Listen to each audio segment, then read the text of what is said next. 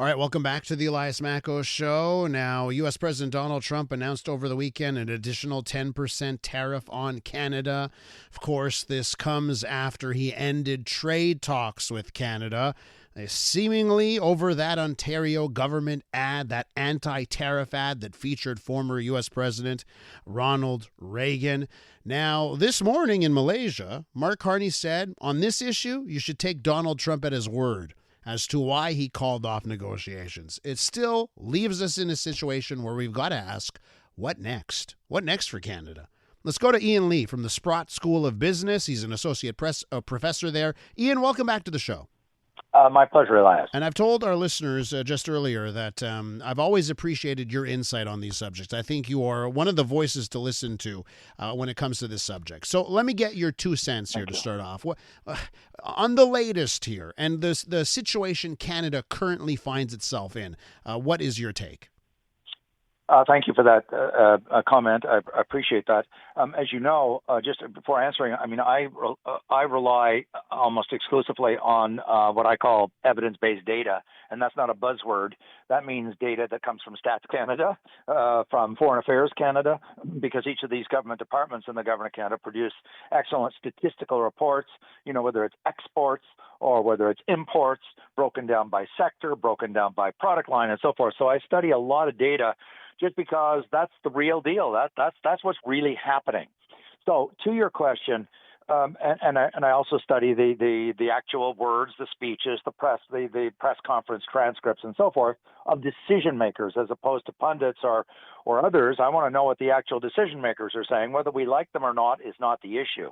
So President Trump is the decision maker. Much as we may not like that, that's the reality that we face.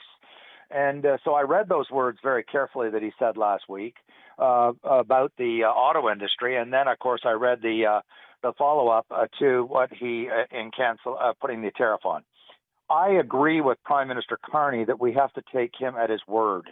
If he said, "I'm really, really upset at the ads that were run by the Ford government from Ontario in the United States," I'm inclined to accept that. I mean, Donald Trump has shown one thing. He's not afraid to speak the contents of his mind. And we may not agree with that.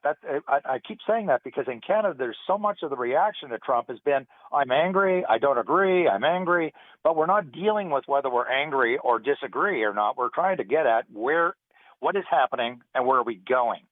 And when we step back, Elias, I think that whether, again, people like this or not, I think that we're witnessing the end or the beginning of the end of auto manufacturing in Canada. I'm using my words very carefully. I'm not talking the auto parts industry, which is a separate industry, which is doing very well, by the way, in Canada. But Trump has been saying for literally 10 to 15 years. This wasn't something he said last week. He's been consistently saying he wanted to bring manufacturing back to America. That's what his MAGA code word means that everybody laughs at. Whether we like it or not is not the point. What does MAGA mean? Well, to Donald Trump, MAGA means, even though I don't agree, it doesn't matter what I think. It means bringing manufacturing back to the United States. He is fixated on manufacturing.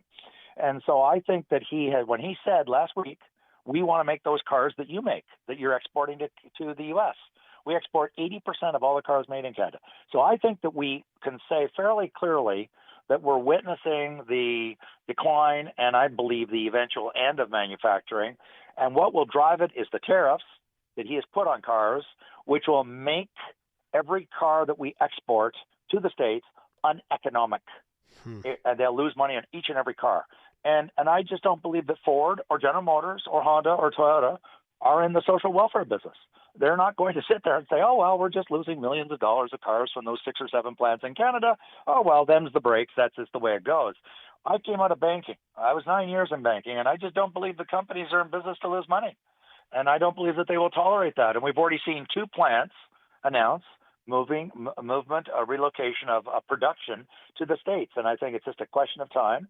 And I don't mean 5 or 10 or 20 years. I mean in the near future for the remaining plants in Canada to relocate their production to the United States. So I think that part we can say conclusively. So that would be devastating, of course.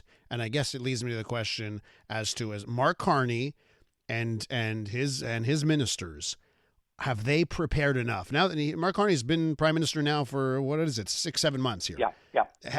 Have they done enough to prepare for this future that you believe the writing's been on the wall for quite some time?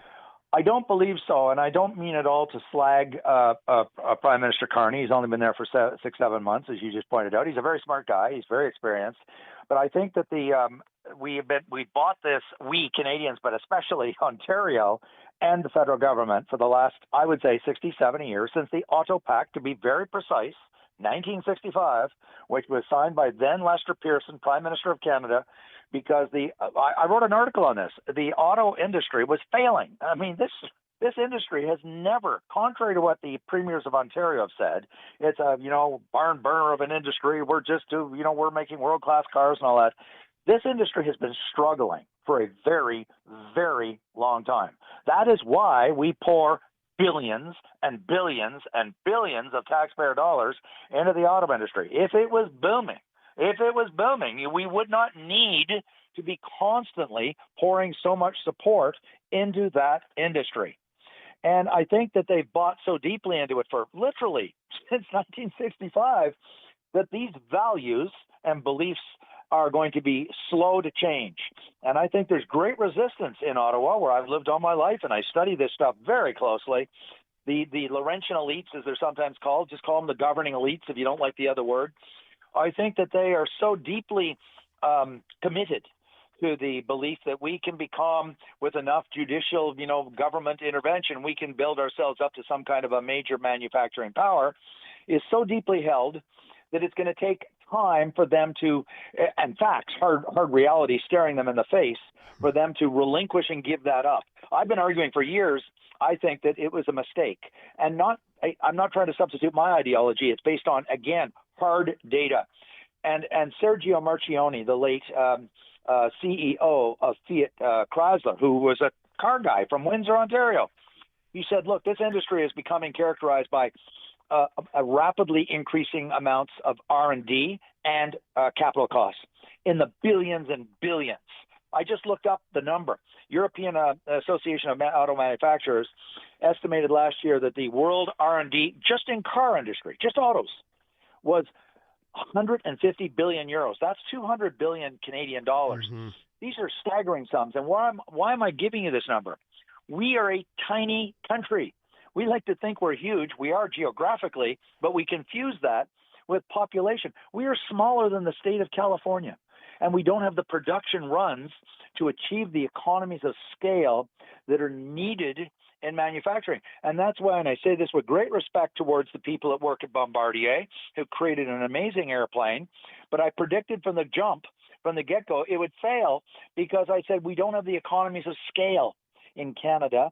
And I said, secondly, Airbus and Boeing would retaliate, as they did, to drive Bombardier out of commercial aviation, which they did. They did. And so we are going to have to look at a new world for Canada, and I argue we're going to have to pivot to resources, and I don't just mean oil and gas. I mean critical minerals in Quebec, critical minerals in Northern Ontario, electricity, James Bay, potash, nuclear fuel, timber. We've got timber all over the place. So I think that this idea we're going to become a manufacturing superpower or even a modest power is naive, because we don't have the population size. Therefore, we don't get the production runs or the economies of scale, whereas we do have a comparative advantage in resources. As the German chancellor said a year ago when he came to Canada, 2 years ago, he said, we don't want your goods. We don't want your cars. We want your LNG. Uh-huh. And so there's a demand around the world for our resources. There is not a demand for our cars. So I have to wrap up quickly here, Ian, but because you went where I wanted to go with another question on natural resources. But I guess it's yes or no. Are we doing enough to become a natural resources superpower? No, not yet. Not yet. Ian, we'll leave it there, and you'll come back real soon, okay? Okay, thanks very much. Thank you. Ian Lee, Associate Professor at the Sprott School of Business. I'm Dylan Playfair. And I'm Tyler Smith. We're putting loneliness in the penalty box by talking to some of our favorite athletes about the importance of friendship. This is bromance. Bromance is brought to you by Charm Diamond Centers, proudly Canadian owned and operated. Charm has been part of your love stories and bromances for over 50 years. And you can find Bromance on the iHeartRadio network or wherever you get your podcasts.